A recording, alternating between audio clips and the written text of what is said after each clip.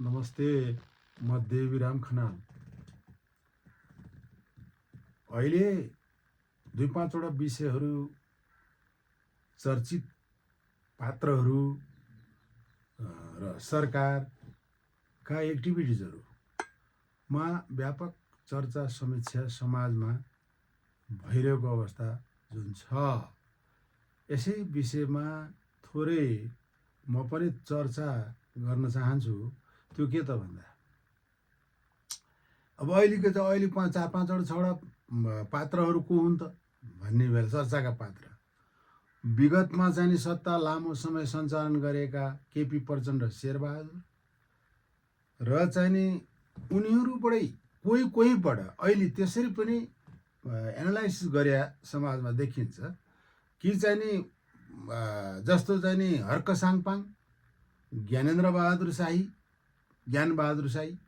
होइन। अब यी पात्रहरू त भए नै, त्यस पछाडि चाहिँ अब विगतका चाहिँ लामो समय सत्ता सञ्चालन गर्नलाई विस्थापित गरेर आएको जनताले अनुमोदन गरेको जुन चाहिँ वर्तमान सरकार छ, एउटा हो जाने यसको विषयमा पनि थोरै बहुत लडखडाइरहेको जस्तो अथवा विवाद चुलिन लाग्यो जस्तो, प्रहारमा पर्या जस्तो, जनाक्रोश फैल्या जस्तो, फेरि समाधान हुन खोजे जस्तो, यस्तो किसिमको चाहिँ अहिले त्यो खालले चाहिँ जुन आइराखेको छ नि, यही विषयमा थोरै होइन अहिले चाहिँ हामीहरूले समीक्षा गरौँ कि के छ भन्दाखेरिमा अब जस्तो भनौँ न, अब हिजोका दिनमा विगतमा गरेको क्रियाकलाप, भ्रष्टाचारजन्य फाइलहरू, सम्पत्ति अथाह स्रोतभन्दा बढी आर्जन गरेका कुराहरू, सम्पत्ति शुद्धिकरण छानबिन आयोगै गठन भएर अहिले गरिरहेछ कामहरू जो, र यी कुराहरूले के सङ्केत गर्यो भने केपी ओली आजै पक्रिन्छन्, प्रचण्ड आजै पक्रिन्छन्, भोलि पक्रिन्छन्, कालका कुराहरू भयङ्करै चुलिएर आएको हामीले अनुभूत गरेका हौँ। अब अहिले के देखिन्ला, अब यही दरमियान अब प्रचण्ड त यहाँ चाहिँ नि कुनै पनि हातमा उम्किन सक्ने स्थिति भएन। उनका छोरी, उनका ज्वाइँ, उनका को आफन्तदेखिबाट सबैको ठाउँ सबैमा अथाह सम्पत्ति राखेको कुराहरू बाहिर जनमानसमा मिडियाहरूले पनि ल्याए र यो सरकारले पनि त्यसलाई चाहिँ अब एक्सन गर्दैछ भन्ने कुराहरू अत्यन्तै चाहिँ छताछुल्ल चुल्याए पनि अब आयोग गठन गरेको छ, छानबिन हुँदैछ, अब बद्दैनन्। तर चाहिँ नि अहिले त अनि यही दरमियान अब जस्तो उकुस भएको बेलामा प्रचण्डले सामाजिक एउटा मञ्चैबाट अभिव्यक्ति के दियो भने हामी अब यो सरकारले हामीलाई बाँच्न दिन्न, यसले चाहिँ अब यसले हामीलाई चाहिँ ठेगान लाउँछ, त्यस कारणले सबै शक्ति एक होइजाउँ, आजै होइजाउँ, अहिले होइजाउँ, भोलि होइजाउँ, नत्र हामी कमजोर परेर हामीलाई चाहिँ नि यसले चाहिँ नि टसल गर्छ यो सरकारले भन्ने अभिव्यक्ति दिएकै पनि हुन्। त्यही दरमियान अहिले चाहिँ कुनै एजेन्डामा, कुनै कार्यक्रममा श्रीलङ्कामा एकाएक प्रचण्ड श्रीलङ्का गए भन्ने कुरा र चाहिँ नि यहाँ र्युमर अलिकति मान्छेहरूले, विश्लेषकहरूले देखिनबाट के पनि ल्याए बाहिर भने प्रचण्ड पनि भाग्यो, शेरबहादुर भागेर चाहिँ अहिलेसम्म यत्रो महिना 4 महिना भयो उतै, अब चाहिँ नि प्रचण्ड पनि भाग्यो फर्किन्न खालका कुरा पनि विशेष सामाजिक सञ्जालमा देखा परे। तर चाहिँ के छ भन्दाखेरि आज देख्दैछौँ प्रचण्ड आएर पनि प्रचण्ड चाहिँ के जनकपुरमा कुनै कार्यक्रमको लागि चाहिँ उनी चाहिँ जाँदैछन् होइन, आफ्नो पार्टी सङ्गठनको कुराहरूमा होइन, 4 बजे भन्ने कुरा मिडिया पढ्न पाइयो। अब यो के देखिन्छ भने यसले के देखाउँछ भनेदेखि जनमानसको मथिङ्गल खलबलाएको देखाउँछ। यदि उनीहरू त्यत्रो चाहिँ नि विवादमा थिएनन् होइन, सम्पत्ति चाहिँ नि त्यत्रो अथाह कलेक्ट गरेका थिएनन् भने यो सरकारले खेदो गरेर चाहिँ चर्चामा किन ल्यायो, सम्पत्ति शुद्धिकरण आयोग गठन गरेर कारबाही गरिहाल्छ, आजै गर्छ, भोलि पक्राउ, आजै पक्राउ कुरा किन ल्यायो। अब यो अहिले चाहिँ कुनै अब त्यो खालको मान्छेमा इम्प्रेस पर्यो। अब अहिले आएर के छ भन्दाखेरिमा नर्मलीकरण, सहजीकरण अब देखियो नि, जुन गति बोलेको अभिव्यक्तिले र चाहिँ बाहिर गएर आएको अभिव्यक्ति फेरि पनि देशभित्र गतिविधिहरूकोले देखाउँछ। के देखाउँछ भने निष्फिक्री उनीहरूमाथि चाहिँ नि लगाएका ब्लेम हल्का भएका छन्, अथवा उनीलाई चाहिँ अब चाहिँ सरकारले चाहिँ कुनै किसिमको चाहिँ एक्सन गर्दैन कि त्यो केले पनि देखाउँछ भने अर्का पात्र, यी 3 पात्र मध्येका शेरबहादुर दम्पति नै 4 महिनादेखि बाहिर। अब चाहिँ के छ भनेपछि अब चाहिँ नि आजको अभिव्यक्ति उनको शेरबहादुरजीको के आयो भन्दाखेरि हामी अब आफ्नो मातृभूमिमा टेक्दैछौँ पहिला, तर चाहिँ नि यो सरकारले चाहिँ नि हामीमाथि प्रतिशोध गर्न सक्छ, अब त्यो चाहिँ नि हामी खबरदारी गर्छौँ भन्ने तरिकाले प्रस्तुत भएको अभिव्यक्ति आयो। यसले पनि के सपोर्ट, अब भनौँ न, अब आउँदै आउनु न अहिले, अब उनी त भनौँ भन्ने थियो। अब साउन 28सम्म हामी सोच्छौँ, अहिले बयानका लागि बोलाउँदा पनि त्यो खालको रिप्लाई उनले दिएको कुराहरू आइराखेको थियो। तर अब भर्खर साउन लाग्यो, साउन 28सम्म त उनीहरूले बोलेको थिए, तर अहिले चाहिँ नि होइन उनी फर्किने जम्मरको त्यो केले भन्दाखेरिमा जस्तो उनका पनि देशी विदेशीदेखिबाट प्रधानमन्त्री पटक भए मान्छे, उनका स्रोतहरू होइन त छन्। अब त्यो स्रोतले उनलाई चाहिँ नि असहज छैन भन्ने वातावरण सङ्केत गरे होला र न मनोबल बढ्यो। हिजो किन मनोबल घट्या थियो, बाहिर नै बस्नु पर्या र चाहिँ आज चाहिँ कसरी सङ्ग्लियो र। अब यसले पनि के सङ्केत गर्छ भने यो सरकारले उठाएका कुराहरू वास्तवमा चाहिँ के छ भन्दाखेरि अब टुङ्गोमा पुर्याउन सम्बोधन गर्न सक्दैन कि। आज मैले एकजना विश्लेषकको कुरा पनि सुनेको थिएँ, त्यो टाइपले चाहिँ प्रस्तुत गरेर देखियो। त्यो एनालाइसिस त्यो खालको चाहिँ नि मान्छेको चाहिँ नि त्यतातर्फ अनुमान गइराखेको छ।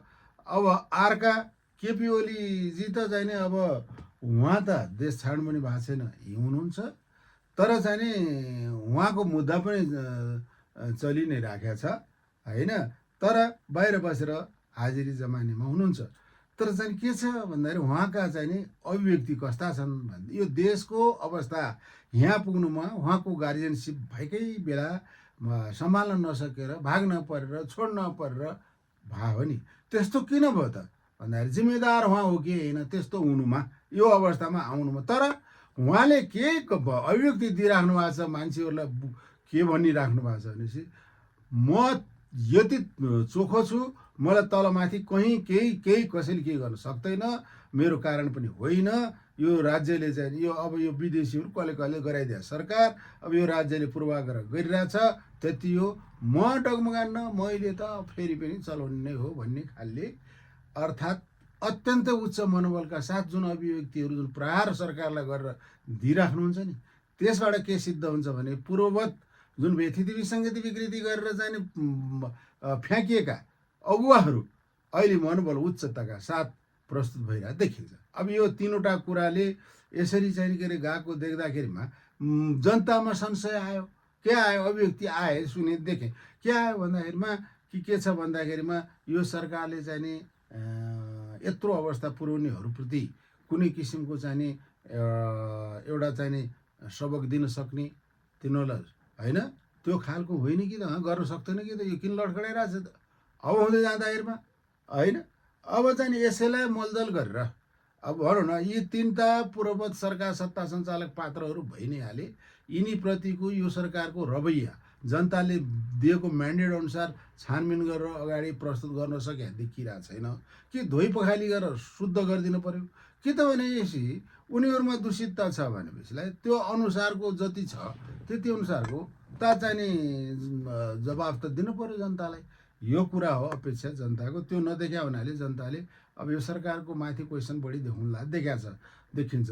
अब यतातिर अब उनीहरूले त कस्ता प्रक्षेपण गरेका थियो भने हर्क साङपाङ करिब नाङ्गिएर यति नाङ्गिएर चाहिँ राज्यप्रति अथवा सरकारप्रति यसरी प्रस्तुत भए हाउसमै प्ले कार्डहरू ल्याएर तथा नाम त मोहम्मददेखि प्रधानमन्त्री त्यो सभामुखलाई केही बाँकी राखेन। एउटा मान्छेमा हुनुपर्ने एउटा चाहिँ नि एउटा हुन्छ नि सामान्य नागरिकको पनि हुनुपर्ने जतिको व्यक्तित्व देखाइन उसले सांसद भएको एउटा पार्टीको सभापति रे नाङ्गे झार बने अवस्था त्यहाँ हर्क साङपाङको अब जस्तो राम्रो काम गर्न यो सरकारले खोजेको होइन को विरुद्धमा अथवा चाहिँ विकृति फैलाउनेहरूको लाई मलदल हुने गरिकन जुन प्रस्तुत भयो त्यसैलाई आकलन गरेका छन् मान्छेले। हर्क साङपाङ पुरानाले उचालेको छैन, इभन केपीलाई देखाउँछ मिडियाहरूले त उहाँले नै। अब त्यस्तै गरेर अहिले ज्ञानबहादुर शाहीको कुरा आएछ। ज्ञानबहादुर शाहीको पनि नाङ्गो नाच जापान गए बेलामा यति तल्लो स्तरमा गिरेर एउटा चाहिँ हैसियत र औकात नभए मान्छेले यत्रो मनोबल कहाँबाट प्राप्त हुन्छ त, कसैले नबोकिकन त भन्ने अर्थमा यो पनि त्यहीँबाट प्रक्षेपित हो भन्ने कुराहरू पनि आइराखेको छ। अब यी चर्चाका विषय पात्र यिनीहरू अहिले चाहिँ नि होइन। अब यसमा थप्पन सरकार कस्तो भयो भने सरकारले ल्याएको बाटोहरू अलिक सुधार उन्मुख र चाहिँ नि जनताले अपेक्षा गर्ने टाइपले अगाडि बढ्या त देखिन्थ्यो। तर के आयो यहाँ त भने आपसमा कचिङ्गल जस्तो कुरोहरू आइरहेका छ। अब जनताले उठाएका ब्लेमहरूमा सरकारले चाहिँ नि त्यहाँ चाहिँ नि पुगेर वास्तवमा जनतालाई सम्बोधन गराउन सके जस्तो देखिन भन्ने कुराहरू देखिन्छ। जस्तो अर्थमन्त्री ल्याएको बजेटमा चाहिँ के चाहिँ मोनोपोली ढङ्गले चाहिँ नि तलमाथि गरेका कुरा र चाहिँ नि बिवाइडी गाडीहरूमा चाहिँ मोनोपोली ढङ्गको तरिकाले चाहिँ नि भएको छ भन्ने चार्ज अहिले पनि तिर्छाइरहन्छन्। तर त्यो विषयमा सरकारले यस्तो हो यो गलत हो भनेर सिद्ध गर्न सके अनुभूत चाहिँ नि करिब देखिन्न। अब त्यसका कारणले गर्दाखेरिमा विवादमा परेको छ एउटा यो। तथापि अहिले चाहिँ नि अब बालेन शाहले बुझेछन् चाहिँ नि के छ भने जनताको सेन्टिमेन्ट र शिक्षामा स्वास्थ्यमा होइन लगाएको थप करहरू चाहिँ नि अब चाहिँ त्यसलाई पोस्टपोन गर्ने हामीले चाहिँ करेक्सन गर्छौँ लागू गर्दैनौँ थपेको कर भन्ने कुरा छ अहिले। तर त्यसले मात्रै कहाँ हुन्छ, अरू ठाउँमा पनि भएका करहरू चाहिँ तलमाथि जुन छन् तिनीमा पनि त्यो गर्नु पर्यो। जस्तो विद्युतमा थप पर्सेन्ट कर जुन लगाएको छ त्यो हटाउनुपर्छ भन्ने कुरा अर्को थप्या छ। अब त्यसमा के गर्छन् होइन। अर्थात् सरकार त कस्तो भनेपछि अलि डगमगाएको जस्तो देखियो नि त। यो त कामहरू आफूले लागू गर्नुपर्ने लजिकली। यस कारणले अब कमाइ नगरिकन खर्च के गर्ने, कमाइ त गर्न पर्यो। हर चिजमा चाहिँ नि हो त आम्दानी राज्यको के हो यो कर ट्याक्सहरू यही होइन। अब त्यसमा चाहिँ के अलिकता समयानुकूल थप वृद्धि हुन्छन् तर निम्न वर्ग जनमानसमा प्रभाव नपर्ने गरी गर्नुपर्ने हो। त्यहाँनिर क्वेसन उठाएको जस्तो देखिन्छ होइन। तर यो आवश्यकताले गरे हो भन्ने सिद्ध हुनु पर्थ्यो या त यो चाहिँ नि अथवा निम्न वर्गलाई मार पर्ने खालको छैन भन्ने सिद्ध हुनु पर्थ्यो होइन। अब लाउँछ अब चाहिँ अब भनौँ न फेरि फिर्ता गर्ने कुराहरू जस्तो जे गर्छ सरकारले गरेका कुराहरू त के भयो भने अब जस्तो कारबाहीको कुराहरू यता गर्छ अनि त्यहाँबाट अदालतले चाहिँ फेल गरिदिन्छ। त्यतातिर एकातर्फ भइराखेका छन् भने एकातिर आफै गर्न परिसक्यो झन् आवाज चर्को भएर आइसकेपछि लगाएका ट्याक्सहरू हटाउनु पर्ने भयो भन्दाखेरि अब यो के त भन्दाखेरि अब यो फेरि के छ अब यसलाई इस्युको रूपमा फेरि प्रहार गरिहाल्छन्। अब सरकारले हार्यो थाक्यो फिर्ता गर्यो अब चाहिँ करहरू आफै लगाएको चिज अनि भनेर फेरि प्रहार गर्नलाई पनि यहाँ त कस्तो भन्दाखेरिमा लगाएर जाँदा पनि विवाद, हटाएर जाँदा पनि विवाद। जनतालाई मार्का पर्छ भने संशोधन गर्न त सरकारले राम्रो पक्ष हो त्यसको प्रशंसा गर्न पर्थ्यो।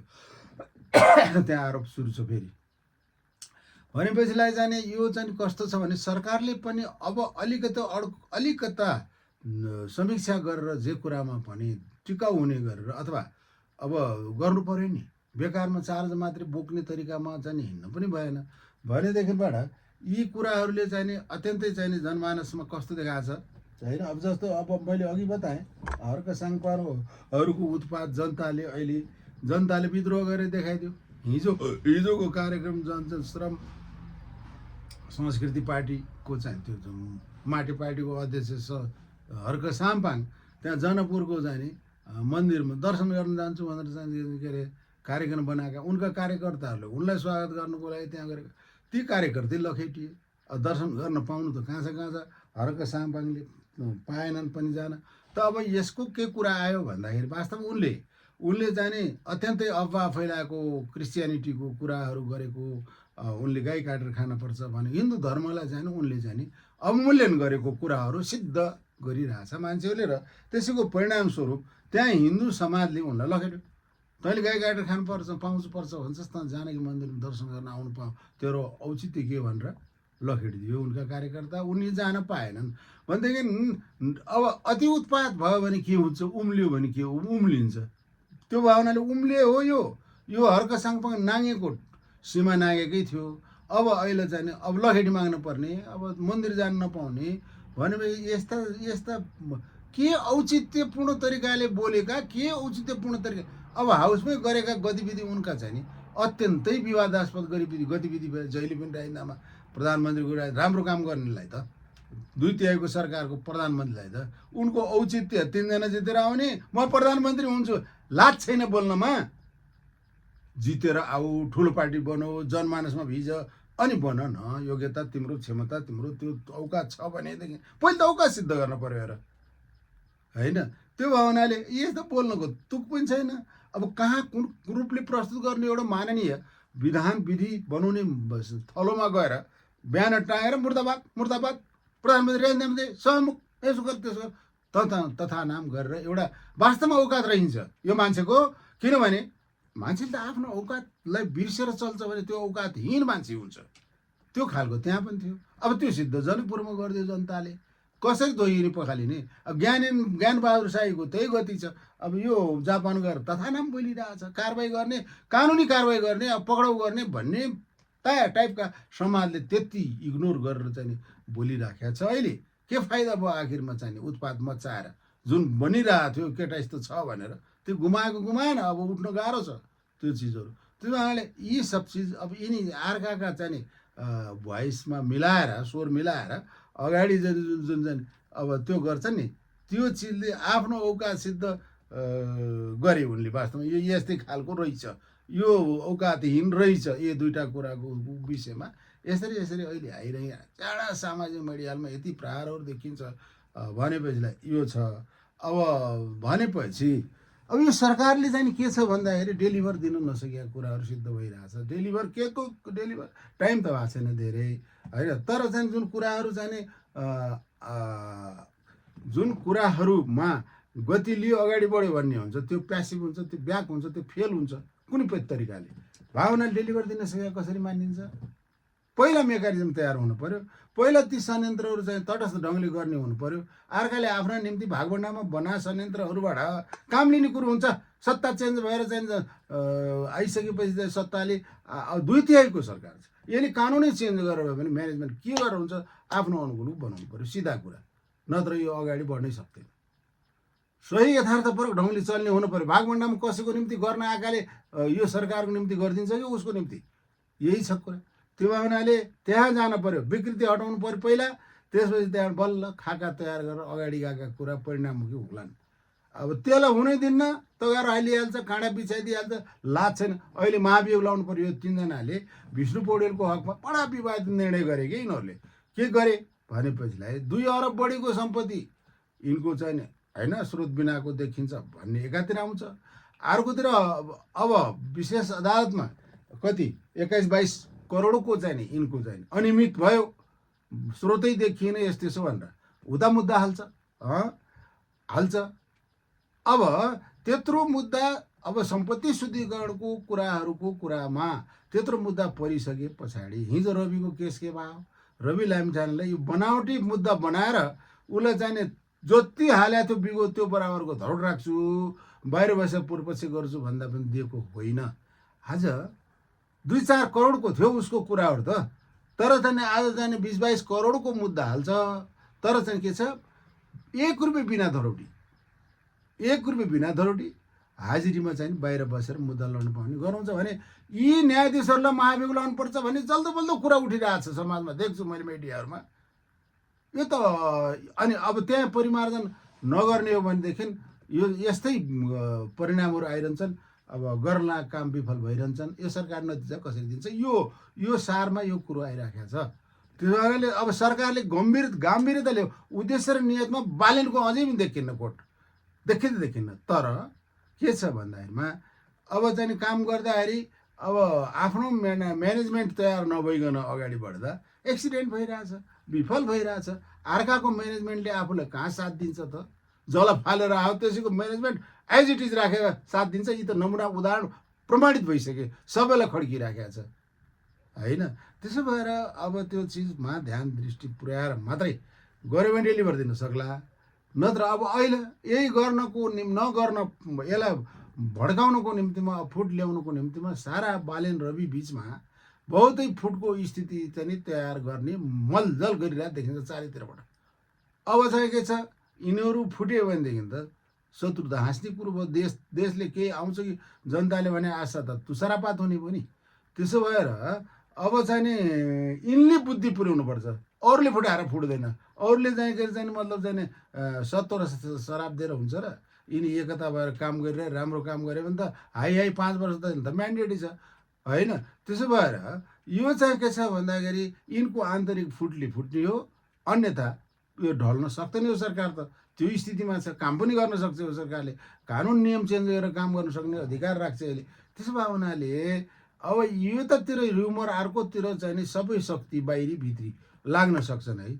सबै सत्य त छैनन् नि, बाहिरका पनि अब यस्ता अभिष्ट आफ्ना चाहिँ नि राजनीति खेल्ने, फुटको सिर्जना गरिदिने होइन तमाम छन्, त्यो त देखिरह्यो हिजोदेखि। त्यसो भएर चाहिँ नि अब यो विषयमा उनीहरू बुद्धि हुन्छ। छ रविको अहिले गजबको कुरो आएको छ, कसैले राल नचुहाए हुन्छ, यो सरकारलाई तलमाथि गर्छौँ र त्यो गर्छु भनेर राल नचुहाए हुन्छ। हामी एकदम एक उसबाट हामी अगाडि बढिरहेछौँ, जान्छौँ। रविको अभिव्यक्ति त्यो सुन्नमा आयो होइन।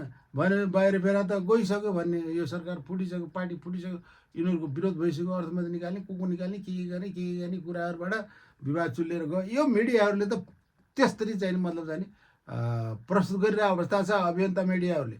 त्यसो भएर अब यिनीहरूको भोइस सुन्दाखेरिमा, रविको भोइस सुन्दाखेरिमा त केही पनि छैन। त्यो भएर अब यिनीहरूले बुद्धि पुर्याउनु पर्छ। ठिक छ, यो सरकार राम्ररी जान्छ, परिणाममुखी हुन्छ, एक्सन ओरिएन्टेड हुन्छ। अब व्यवस्थापन अब मिलाउने कुरामा यिनीहरू लागे जस्तो पनि देखिरहेछ। यो 15 दिन जुन अहिले हाउस स्थगन गरेर अब त्यो त्यतातिर लाग्छ, संविधानमा चाहिँ त्यो गर्नुतिर भन्ने कुराहरू पनि आइरहेको छ। अब भित्र के छ हामीलाई के थाहा, तर के छ भन्दाखेरि उनीहरूलाई पनि त खड्किएको छ यी कुराहरू त। अब यसलाई चाहिँ मतलब चाहिँ नि निश्चित रूपले के कुन तरिकाबाट हुन्छ, तटस्थ ढङ्गले आँखा चिम्म गरेर न्यायाधीशको त्यो छ है, त्यहाँ आँखामा पट्टी बाँधे हुन्छ न, निर्णय गर्दाखेरि कता बढी भयो, कता तराजु पक्रिया छ, कता घटी भयो भनेर हेर्न नसकोस्, उसले चाहिँ ब्रह्मले निर्णय गर्यो, त्यो हो नि कन्सेप्ट त। यहाँ त के छ भन्दाखेरि मेरो मान्छे भर्ना गरेका छुकेर मलाई संरक्षण गरेस् भनेर अनि निर्णय मलाई न्याय पनि गरिदिन्छ, अर्को अन्यायमा पर्छ। स्थिति यस्तो भएको छ देखिन्छ प्रष्ट रूपले। त्यसो भएर अब यो विषयमा अत्यन्तै गम्भीरताका साथ के गरेर हुन्छ त्यो गर्न पर्यो सरकारले। मान्छेको त्यो छ अब चाहिँ अनि बल्ल अगाडि बढ्न सक्छ, नत्र यो यति अन्यलग्रस्त स्थितिमै फेरि पनि होइन निराशामा परिणत हुन सक्ने देखिन्छ है। अब यदि कुराहरू अब समसामयिक अहिले चलिरहेको कुराहरू, आइरहेको कुराहरू होइन, टिका टिप्पणी, समीक्षा, यस्तो यस्तो एक्टिभिटी, त्यो कुराहरूमा केन्द्रित भएर मैले कमसेकम यो विषयमा सबैले कहाँबाट आफूलाई करेक्सन गर्नुपर्छ। अब सरकारले पनि र गएर चाहिँ अब विगतका चाहिँ विकृतिजन्य कामहरू गरे भन्ने चार्जमा छन् विगतका चाहिँ सत्ता सञ्चालकहरूले पनि, र चाहिँ तिनलाई मलदल हुने गरेर राम्रो कामको विरोध गरेर आफूलाई मपाइ देखाउनेको नाङ्गेदार बनिया छन् बालेन के भन्छ ज्ञानबहादुर र चाहिँ के अरे हर्क साङपाङहरू। उनीहरूले पनि आफूलाई परिमार्जन सुधार के गर्न सकिन्छ, राम्रो जात्रो त जनताले छुट्याइहाल्छ नि, तिमीहरू कुर्लेर चाहिँ नि यो हो भनेर मात्रै मानिहाल्छ र उल्टो तिमीमाथि खन्या छ जनता चारैतिरबाट देख्छु म भनेपछि त फाइदा भएन नि। आफ्नो अस्मिता बचाउ के पहिला, त्यसपछि त्यहाँबाट जाने बल्ल होइन अगाडि बढ्न सकिएला। सबैलाई सुझाव मेरो चाहिँ यो हो, अहिले समसामयिक जुन चर्चामा रहेका यी पात्रहरूको विषयमा थोरै समीक्षा मैले गरेँ। अब बाँकीको कुरा डिटेलमा आरोप प्रत्यारोप, जस्टिस इन्जस्टिसका कुरा गर्ने निकायले चाहिँ गर्लान् भन्ने कुराहरू राख्दै मेरो भनाइलाई म यहीँ स्थगन गर्छु। फेरि अर्को चरणमा अहिले चर्चा गरौँला। नमस्ते, म देवीराम खनाल।